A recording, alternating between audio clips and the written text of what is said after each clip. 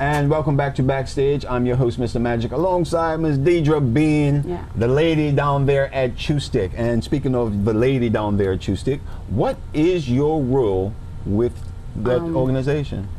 Well,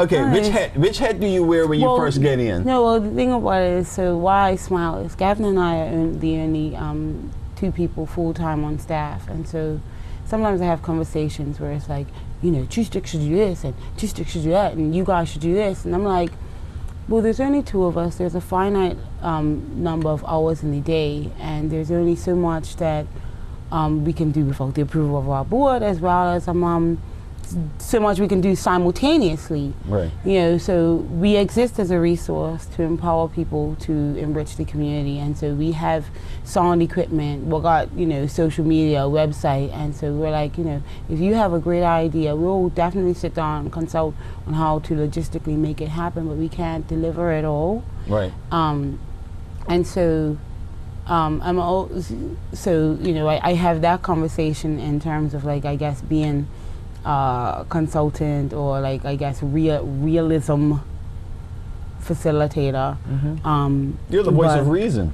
Yeah, yeah. So when I started with Chew-Stick, I mean, you know, my role with Chew-Stick kind of changed a bit from, like, you know, being just a volunteer, or not just a volunteer. I mean, volunteers are the lifeblood of charities, right? Yes.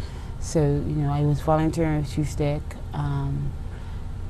And then for the longest, I was the office administrator, so administrative officer. So I would do, like, all of our paperwork and volunteer coordinating and stuff like that. And, you know, as the organization grew, the funding didn't necessarily grow, but the responsibilities did.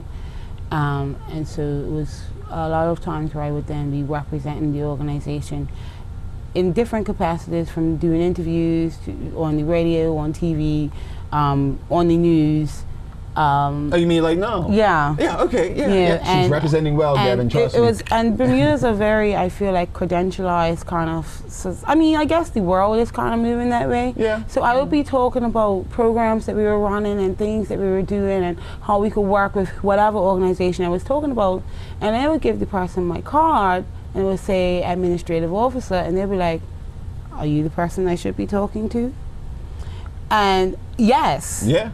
But you know, but it was a little while before I guess I went through the title change of operations manager. So that's what I am now, and basically it encompasses everything that I had been doing as the administrative officer, as well as all, like, the, I guess, outside of my job description stuff. So operations manager fits everything, because basically until we have a larger staff, you know, it means wearing a few different hats. Yeah, and getting things and done. it's traffic control, you know. So Gavin's an executive director, and he needs to be thinking more about the big ideas. But so a large part of my my role is making sure that the big ideas are properly balanced with the day-to-day. Yes. Yeah. And I feel really good about this year in particular, because we've had this massive transition, but still been able to deliver our programs that are not venue-based.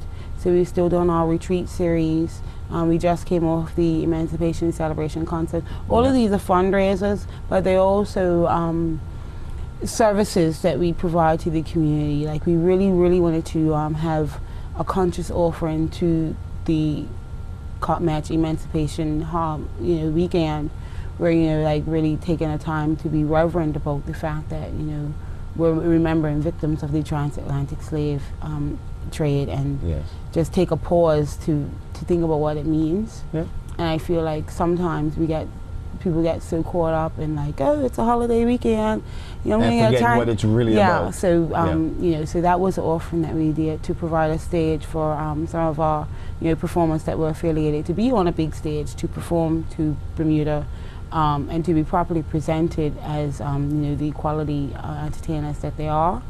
As well, like, our retreat series is a way for people to connect with their creativity, connect with their story, because we get so caught up with being busy and having all of, you know, having to pick up kids from school, pay bills, go to work, that people can very easily get disconnected from feeding their soul. Yeah, understood perfectly. And also, it's not necessarily have the opportunity to meet new people. Right.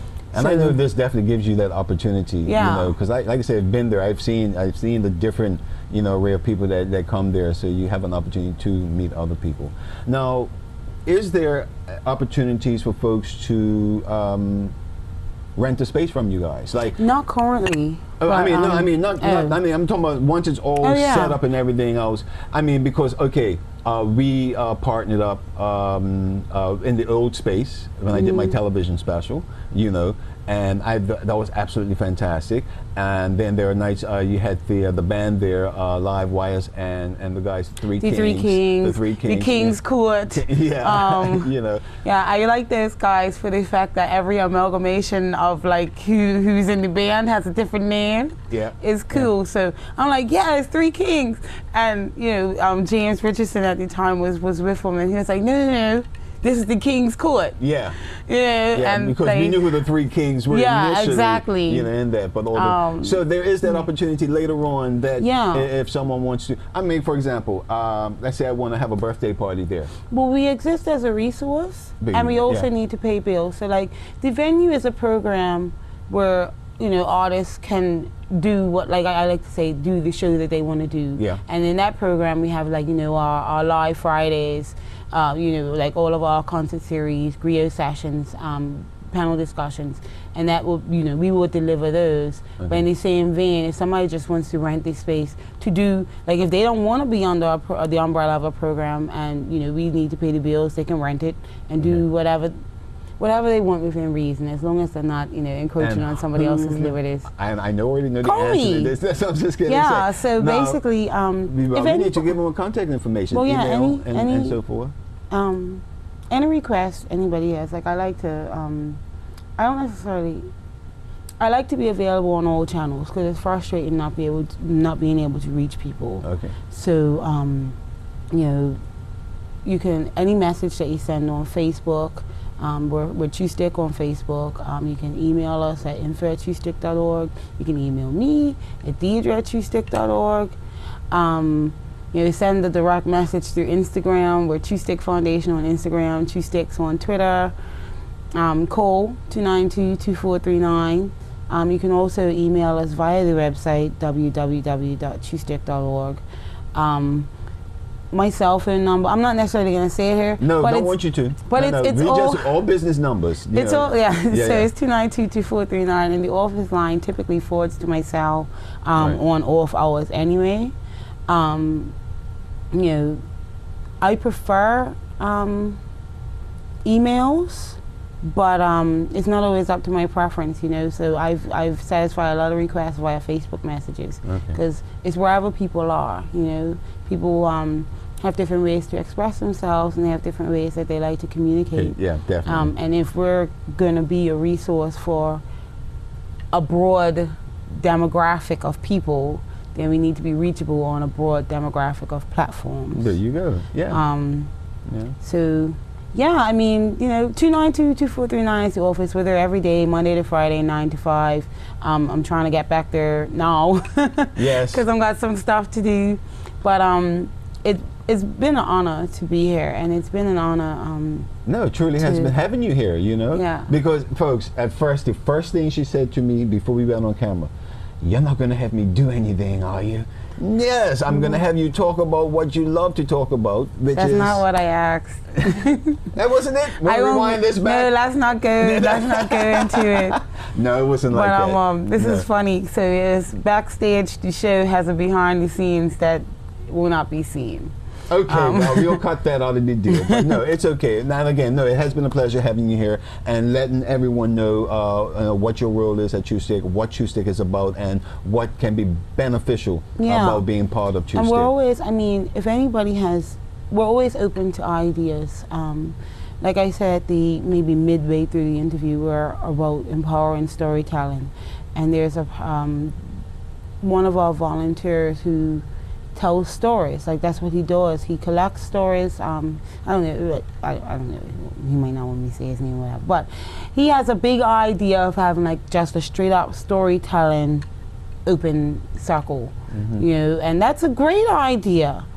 And you know, it was one of the first questions I asked was like, well, would you be willing to host it or identify hosts and themes? Because, you know, in being a resource, we do at some points have to get out of the way and let people express. We don't want everything to be, you know, if Deidra's there, it's gonna have a certain turn, you know, or if I'm hosting it or finding the host, I'm got my own ideas that might not necessarily be your ideas. Yeah, exactly. So we're there to support and strengthen the creative industry. And I mean, Chewstick's been amazing for me personally, because I feel like I had a little bit of issue with identifying as a creative, I guess. Okay. Where, you know, people were like, oh, you're a poet, oh, you can sing. I'm like, no, I'm serious.